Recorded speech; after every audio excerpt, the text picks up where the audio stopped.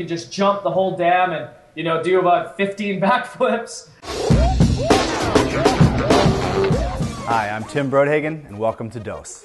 If you haven't yet subscribed to Network A, it's only a click away. Why don't you do it right now? While you're at it, leave me a comment below. I'd love to hear from you. One of the raddest things about action sports is that there are no real rules other than respect and gravity. There are also no playing fields with finite boundaries, meaning the use of space can be looked at through an extremely creative eye. Located underneath the Manhattan Bridge in the heart of Chinatown, Coleman Park has been a long-time go-to destination for New York City skateboarders. This March, the park will be the recipient of a six-figure renovation at the hand of Five Boroughs, Steve Rodriguez, and California Skate Parks, transforming it into a world-class skate destination. I won the Nike Game Changers grant, which was like a huge grant and a huge opportunity, and like the most amazing thing that Nike's doing with Architecture for Humanity, where they're giving us a grant to basically redo the Coleman Oval Park.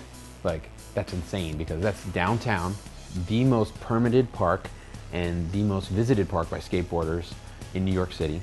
To be able to redo that and to be able to redo it right and make something that is not only like, this is a great place to skate, but it's in a great place to be, is huge. The best way to describe it is it's a design that was clearly thought out based on the locals that skate there and the space, making the design as best as possible for anybody that's gonna come to the park, whether they're like, a 5-year-old kid or like someone like me. Can't wait to see the park when it's done. I'm sure it's gonna be dope.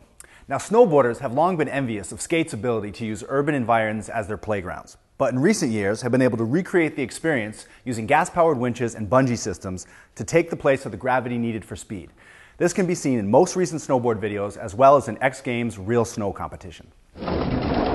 But urban locations aren't the only places that snowboarders are using their imagination to create unique shred experiences. At Red Bull's recent Supernatural contest in Baldface, British Columbia, Travis Rice was able to reconstruct an entire face of a mountain into his personal version of snowboard heaven. It's not quite doable. It's the only way you're getting up to that thing. I suppose you could make it to that. What's it going to be like to go off the end of that thing? 20 feet, huh? I'm worried about the unknown. Need a little something.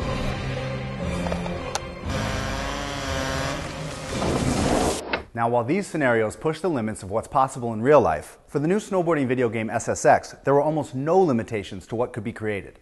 I spoke recently with Electronic Arts creative director Todd Batty about what goes into creating true snowboard fantasy. Hi Todd, welcome to Dose. Hey man, thanks for having me. Absolutely, how are you? I'm doing good. The game's about to launch. It's busy, but we're all excited. Awesome. Would it be accurate to say that you sort of start with real space and then begin to reimagine it in terms of how it would fit into the game? We obviously needed to figure out where's everybody going to ride. And so actually exactly along the lines of what you're saying, we got NASA topography data, the entire planet Earth. We downloaded it into this tool and we could generate any mountain on Earth in about 30 seconds. But that basically became the slab of marble for our level designers who then would take the real-life topography of any mountain and start to carve and shape and mold the terrain. All the moment-to-moment riding, where the ramps are and where, rails are and where trees are, that's entirely out of the minds of our crazy level designers. Can you talk about what are some of the craziest features that you made rideable in the game?